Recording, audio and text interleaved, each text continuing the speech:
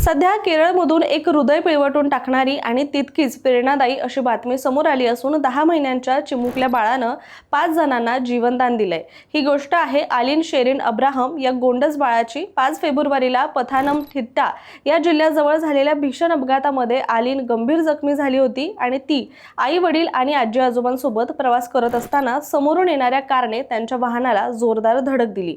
तातडीनं त्या बाळाला रुग्णालयात दाखल करण्यात आलं होतं। डॉक्टरांनी जीव वाचवण्यासाठी प्रयत्नांची पराकाष्ठा केली, मात्र काही दिवसांनी त्या बाळाला ब्रेन डेड घोषित करण्यात आलं।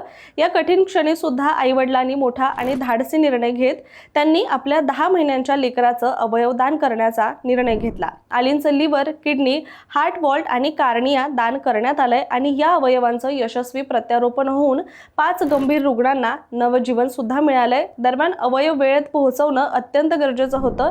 हेलिकॉप्टर उपलब्ध नसल्यामुळे कोच्ची ते तिरुअनंतपुरम या सुमारे 230 किलोमीटर अंतरासाठी विशेष ग्रीन कॉरिडॉर तयार करण्यात आला होता आणि अवघ्या 3 तास 20 मिनिटांमध्ये हे अंतर पूर्ण करण्यात आलं। प्रशासन, पोलीस आणि आरोग्य यंत्रणांच्या समन्वयामुळे हे शक्य झालंय। मात्र भारतामध्ये सुद्धा दरवर्षी हजारो रुग्ण हे अवयवांच्या प्रतीक्षेत असतात आणि एक दाता हा तब्बल 8 जणांना जीवनदान देऊ शकतो। त्यामुळे आलिनच्या आईवडिलांनी घेतलेला हा निर्णय समाजासाठी खरोखरच प्रेरणादायी आहे।